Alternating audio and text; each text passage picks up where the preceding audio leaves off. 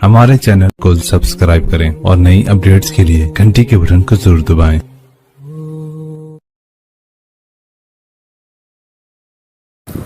बिस्मिल्लाहिर्रहमानिर्रहीम, अस्सलामु अलैकुम वरहमतुल्लाहि वबरकातुहू। नाज़रीन इकराम, आप देख रहे हैं ज़मज़म ग्राफी। गुजरात फाइल्स, पसे पर्दे हक़ाइक़ का इंकशाफ, इस किताब का सिलसिला जारी है। आइए शुरू करते हैं। नवा बाब चल रहा है।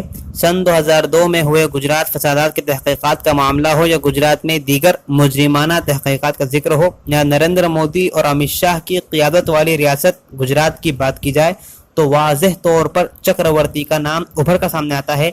मार्च 2002 को टाइम्स ऑफ इंडिया ने एक रिपोर्ट शाये की थी कि डीजीपी चक्रवर्ती ने पुलिस तबादलों के मामले में गुजरात सरकार पर हमलों की बौछार कर दी है। चक्रवर्ती ने अपने घर पर दूसरी मुलाकात के मौके पर आखिरकार मेरे जासूसी कैमरे के सामने अपनी खामोशी तोड़ दी।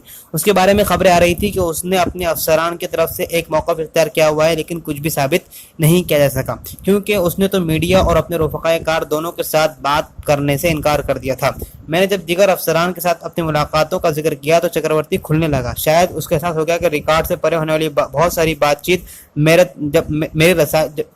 तक मेरी रसाई हो चुकी है। इस तरह से मैं गुजरात फसादात के बारे में उससे बातें उगलवाने में कामयाब हो गई। हर शख्स के नज़र में वो एक बदतरीन वाक़या था। फसादात की कोई मंतिकी बुनियाद नहीं थी, यानी कोई लॉजिकल उसकी बेस नहीं थी।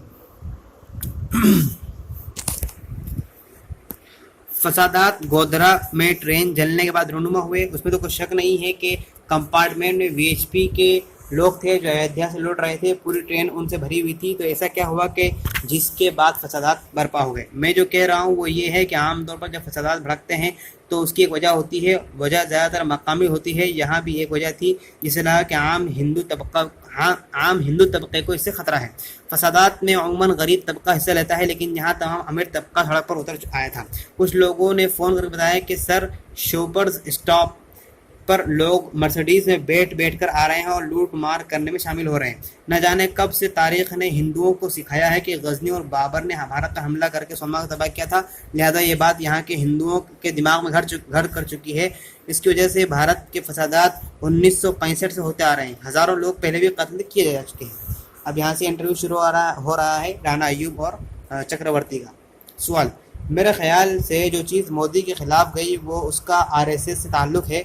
नीज़ फसादात के दौरान आरएसएस और वीएचपी की हिमायत की। जवाब: वो तो एक लाजमी दबाव था। एक शख्स जो आरएसएस के कारकुन के तौर पर पला बड़ा हो, उसे तो उनके मुतालबों के सामने झुकना ही था। सवाल: मुझे मालूम हुआ है कि फसादात के दौरान वो आरएसएस के सामने झुक गया था। जवाब: अपनी पोजीशन में वो कुछ और कर भी नहीं सकता था, ख़ासतौर पर अगर तुम्हारी तरबियत ऐसी तंजीम ने की हो जो खुद मुलव्विस हो, बिलखुसूस तब जबकि तुम खुद इक़्तिदार की हवस रखने वाले वज़ीर हो।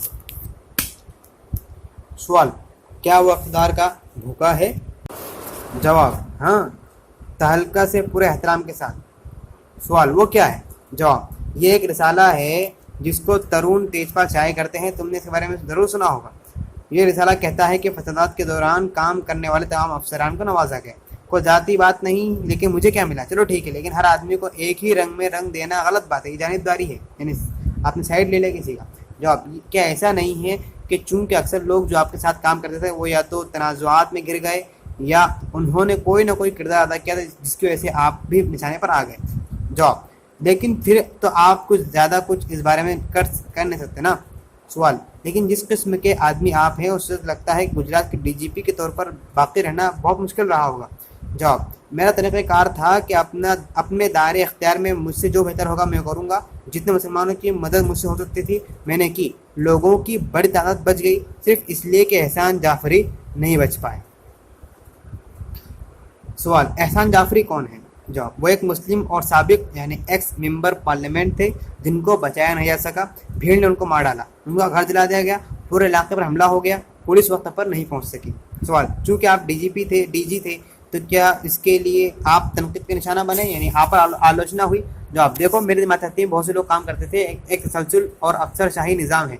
अहमदाबाद का कमिश्नर, उसका इंस्पेक्टर जनरल और फिर उसका मातहत। मैंने कमिश्नर को अहकामात दिए, उससे सवाल भी किया, लेकिन कमिश्नर कहता है कि उसने अपने अफसरान को हुक्म दे दिया था। अलबत्ता जब तक वो पहुँचे तब तक वो यानी लोग एहसान जाफरी लोग احسان جعفری کو مار چکے تھے، نقصان ہو چکا تھا، لہذا ناناوتی عدالت انکوائری اس معاملے کو دیکھ رہی ہے اور سپریم کورٹ میں بھی یہ معاملہ زیر غور ہے۔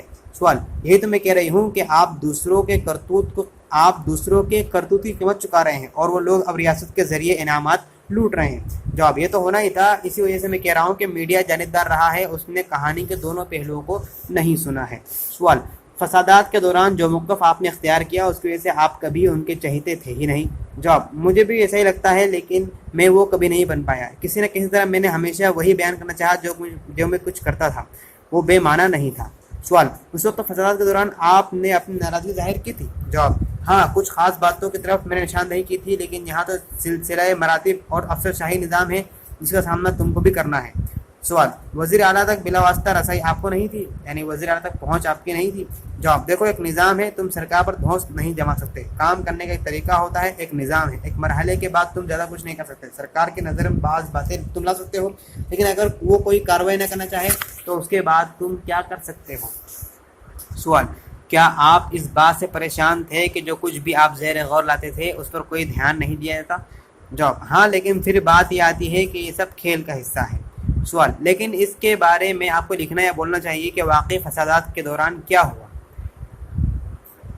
جواب، میری بیٹیاں بھی اس کا مشورہ دیتی رہتی ہیں کہ ایسا کیا جائے۔ سوال، فسادات کے معاملوں کو دیکھنے کے لیے جو انکوائری کمیٹیاں تشکیل دی گئی ہیں ان کے بارے میں کیا کہتے ہیں آپ؟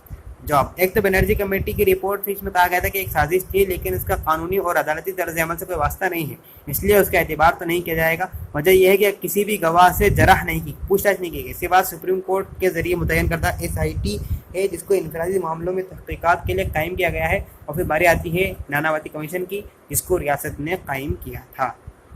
سوال، کیا آپ کی جرح تمام